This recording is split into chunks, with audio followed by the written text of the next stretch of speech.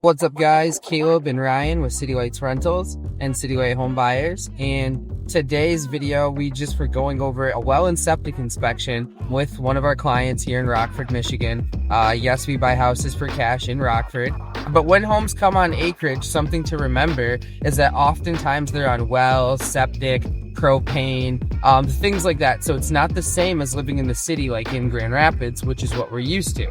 So we had a professional out here today to kind of give us some tips and tricks about a well and septic inspection, water samples, what we would have to do if the well needed clean, how to find the septic field, how far away the drain, the septic drain and the drain field need to be from the well to meet state regulations, and a few other things like that. So hopefully you guys find this interesting. We're gonna go back to the scene of the crime right now. Ryan's gonna lead the way, and we're gonna give you guys just a few key takeaways from what the guy was talking about, and see if we can kind of hit this message home. Let's go. This property is 8630 8 Mile Road out in Rockford, Michigan. Okay, so as far as the well goes, it's located out in the back. The wellhead looked okay. I got water running right now inside. Went down, checked the well controls out. Pressure tank is waterlogged. Okay. Which means that it's not cycling properly. And also the pressure gauge that's on there is blown out. It's all the way at 100 and won't go back down. So I'm going to recommend a new pressure tank, a new pressure gauge be installed. Okay. A whole new tank. Yep. Not just the bladder. No, you can't replace the bladder inside of them. Oh, okay. So once they get that pinhole rupture, the whole tank is junk. Okay. Gotcha. How often should they be? I recommend about every 3 to 5 years. Every 3 to 5 years? If you have a family of 4, I would recommend 3. But if it's like an older couple that live by themselves, 5, 6 years. Wow. Okay. Or a single person, 5, 6 years. Okay. Now, if the whole thing fails, how much is it to replace? Septic tanks are about $3,000 to $4,000 a piece. Okay. Drain fields, depending on the type and size, you're looking at about 4 to 10 grand for a drain field. Plus the tanks. Plus the tanks, yeah. Gotcha. Okay. Yep. Just about on this one. So if you're planning on getting the septic tanks pumped, like say before the inspection, all I would require is a copy of the pump card. And then I wouldn't have to do any digging because that pump card is going to tell me everything that I need to know. Basically, what it just says, it gives you the location of the tanks. They do a little drawing on it. If the exit baffles are in place, the size of the tanks, if it appears to be draining properly. Pretty much everything that I'm going to be looking at. The solids tanks obviously holds all the solids. The exit baffle doesn't allow the solids to come over to the liquids tank.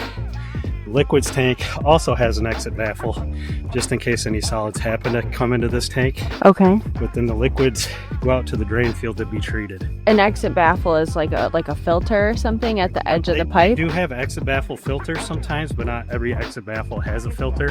Okay. What it is just, it's about a 3-4 foot pipe that goes down into the tank, and it doesn't allow any solids to get. We're testing for coliform, E. coli bacteria, bacteria, and then nitrates and nitrites. Okay. Which is commonly found in like fertilizer. I see it around farmland a lot. Not really in this area. If it does come back with coliform, all you do is shock chlorinate the well, throw a couple gallons of bleach down there, let it sit, kills the bacteria, then you flush out the lines, you're good to go. Okay. If it's high in nitrates, I recommend a reverse osmosis machine be installed. That kills all the high nitrate level. Hey, you can get a whole house one, but I recommend just like under the sink kinds. It's like a mini tank. Okay. Got filters and shit on it. So one thing I would recommend is flushable wipes. Don't flush. The septic needs to be at least 50 foot from the well. Oh. Said, hey, you know, we've been flushing the toilet and some stuff's been coming back up. Can you guys come out and take a look? There's gonna be some issues, but nothing that we can't handle. So anyway, we are back at the scene of the crime. Ryan, what are we looking at right here? I think I goofed it up. I wasn't sure. I know there's 2 tanks here, but what are they? Do you know? So the tanks, there are 2 tanks. There's 1 tank for solids and then 1 tank for liquids. So basically you don't want to mix the 2 in the liquid tank. for the most part. So one tank holds all of the solids and your toilet paper and everything that you flush down the toilet besides all the water and liquids. And then it stays in this tank. It flows the liquids into this tank, which then filter down into your drain field in the yard. That's with gravel, sand, and more gravel. So that's kind of how it drains. So I just wanted to clarify that. One tank for liquids, one tank for solids. Thank you, Ryan, for clarifying that. And basically, what did he do to kind of get down here?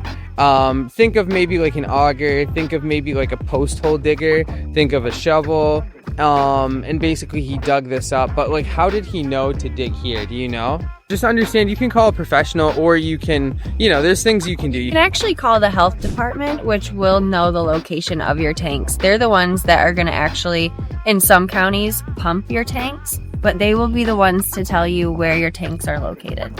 Okay, can you take us out to the septic field? So this is the tanks that we're leaving behind here. So behind me are the septic tanks, and then this way is going to be the septic field. Sorry, it's super bright. Yep, so he did what's called a boring. What they'll do is they'll lay a layer of stone down, then your corrugated drain tile. It's just like the white tile, but it has holes in it. Okay. So that's what all the effluent drains out to. Then they put a layer of stone on top of that, put some sand on top of that, and then your topsoil. We're looking for is clean dry stone. It smells like dirt. That's what we have here. Already tell. As a professional, he repacked all the holes. Yeah, we are gonna head out, get out of the homeowner's hair.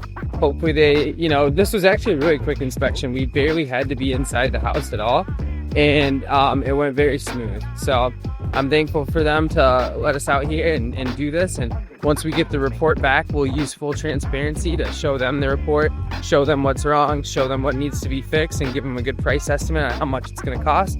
If they still want to sell the house to us, we're just going to say, hey, this, obviously you see how much this is going to cost us.